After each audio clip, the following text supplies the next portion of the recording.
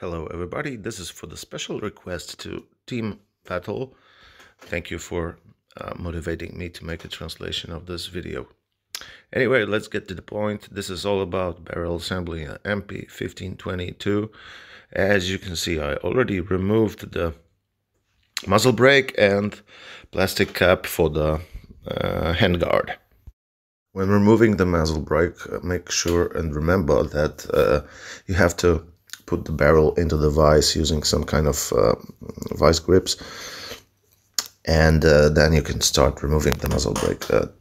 You will see later in the movie why is that. It's because of the barrel mount to the receiver. It's held in the receiver by tabs that are just locked in the plastic grooves. That's why it can be very easily damaged. This plastic cap on the handguard also does nothing except supporting the barrel where it shouldn't be supported, so just get rid of that and be done with it.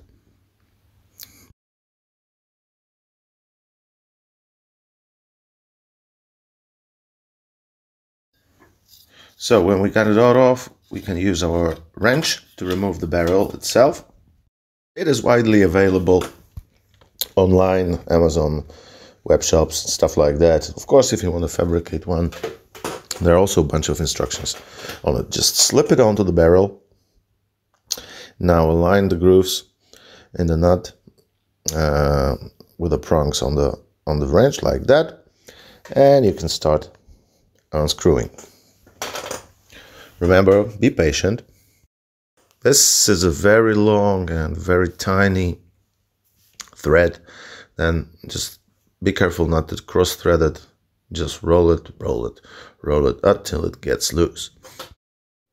Okay, so we got the barrel nut loose. Why am I doing this lying flat down? Because the barrel is inserted into the receiver from the inside. So if you do it flip side up, like it's very comfortable, you can just drop the barrel down and damage the ejector, which is rather an important part. Okay, so we can slip out the barrel nut. This is the original one, not the just the original one. And now we can remove the barrel, gently pushing it back into the receiver, and we can take it out all the way. Actually, this was kind of dirty. I had to clean it before I show you a close up. Yeah, let's have a closer look.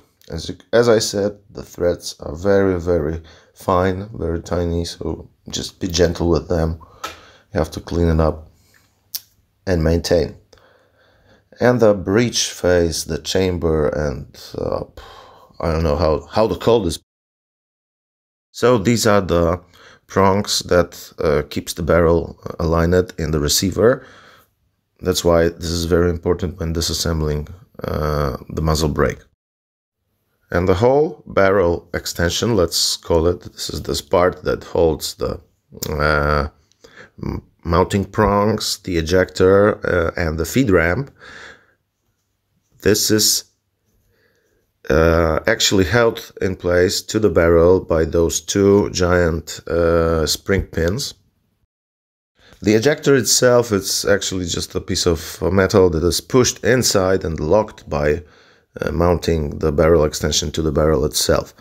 Sometimes it's loose, so you can even fix it by bending it after removing the barrel extension.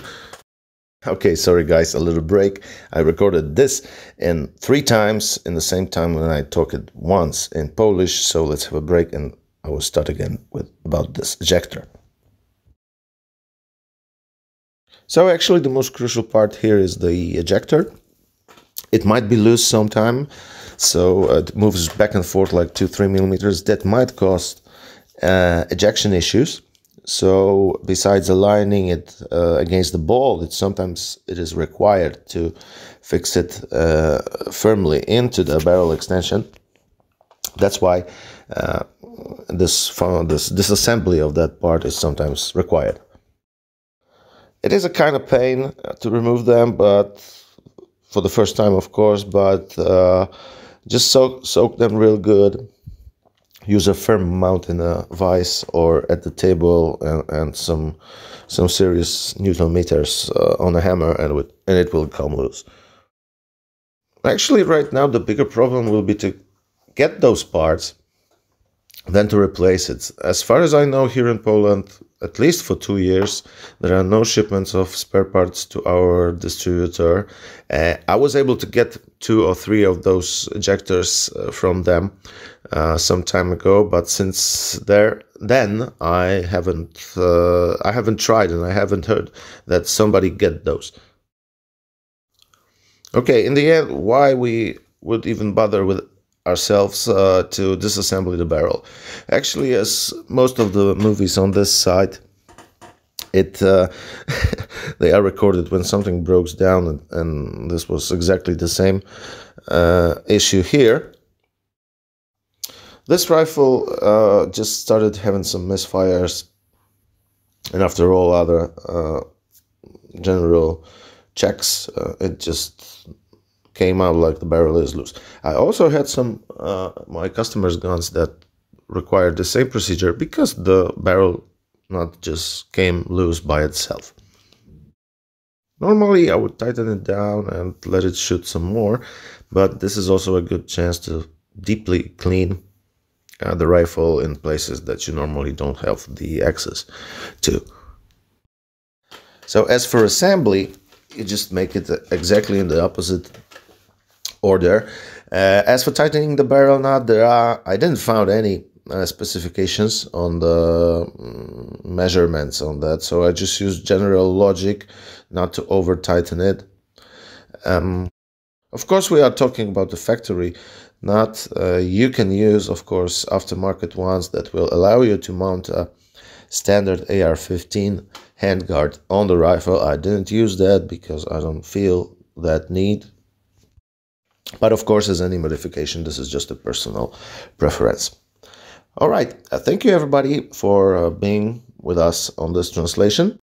If you would like to hear other videos translated, please let us know in the comment section or in a direct message. Thank you so much, and see you next time.